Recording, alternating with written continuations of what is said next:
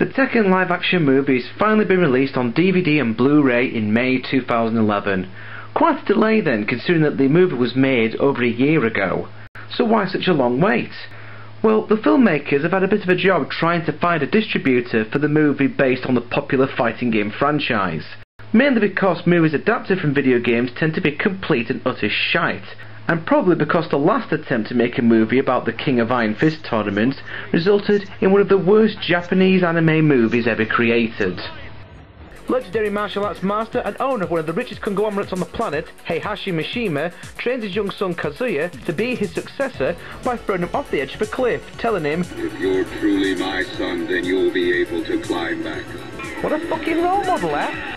Kazuya does survive the fall purely on the strength of his rage and seeks bloody revenge on his father, who appears to have the same hairstylist as the boss in Delbert. Can his childhood friend Jun Kazama bring the good gentle boss she once knew back from the path of darkness he has created?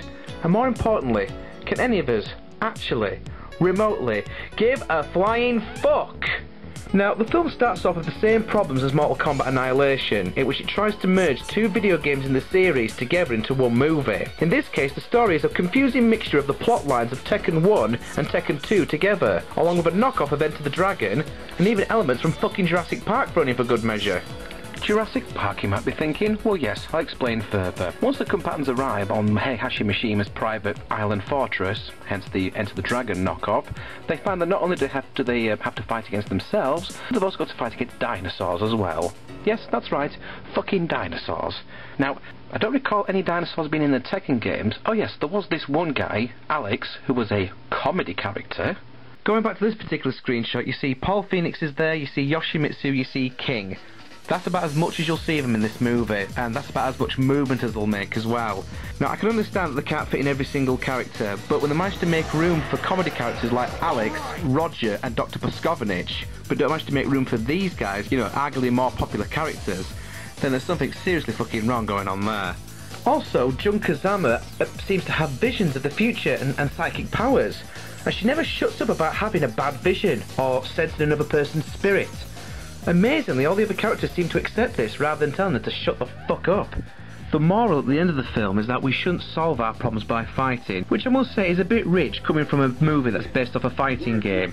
Except the fact they don't actually seem to be doing any fighting. They spend most of the time the characters stood around having a conversation. When they do get round to having a fight, it's over in seconds. The fight will consist of like one punch, or maybe one punch and maybe a kick. No long drawn out fight scenes at all. This movie wants to be the Street Fighter 2 animated movie so much it's unbearable.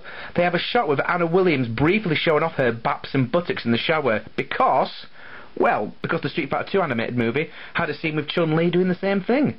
It's freaking manga, isn't it? The film's only saving grace is that it offers an explanation, somewhat, of how Kazuya and Jun got together briefly, resulting in the birth of a son, Jin Kazama, who would go on to be the main character in the rest of the Tekken video game series. It is definitely not recommended for fans of Japanese anime, fighting game fans, and especially not for fans of the Tekken video games, as they'll be left feeling the most disappointed. Considering that that's their target audience, the makers of this movie have made a monumental fuck-up. So now we go on to the live-action film. Funnily enough, I watched and reviewed this movie a whopping 7 months before its official delayed release. So how did I manage that? 3 little words for you. Car boot sale. Hey, don't get me wrong, I'm not condoning pirate copies. Like the advert says at the beginning of every DVD you buy these days. You know, that really annoying one that you can't skip past. You wouldn't steal a car, would you? Well no, I certainly wouldn't, matey. But come on, there's a big difference between hot-wiring a car and watching some knockoff copies of The Exorcist and A Clockwork Orange, especially if that's the only way of watching these movies.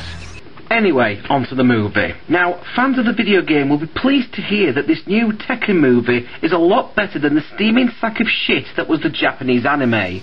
A film so bad that it actually featured in my top 10 worst video game movies ever. This new Tekken movie takes place in the not-so-distant future where corporations now rule the world instead of nations.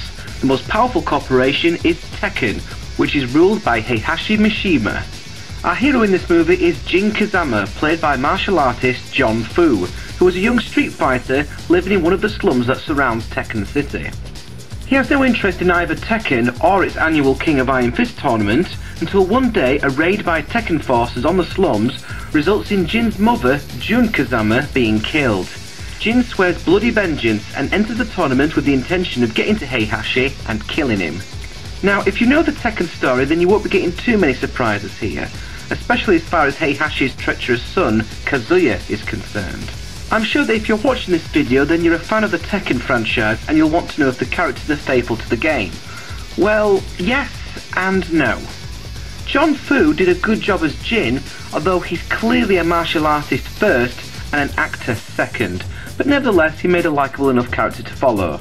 Ian Anthony Dale, who is of Japanese, French and English descent, made a truly wicked Kazuya, and although his motivation for getting rid of Jin is obvious to any fan of the game, most of the time he seems more like a sleazy television executive with the way he chases after ratings. Ratings are up. The ratings through the roof. Ratings spiked to their highest level ever.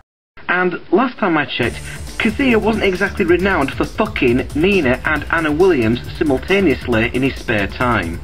The other two main characters are Steve Fox, played by Luke Goss, and Christy Monteiro, who both have completely different roles to what they had in the video game, playing the part of mentor and love interest respectively. Christy wasn't really Brazilian either. Also, Heihachi wasn't evil enough, Miguel is supposed to be Spanish, the Jacks are supposed to be giant Arnold Schwarzenegger lookalikes and not robot ninjas. At least, I think they were robots.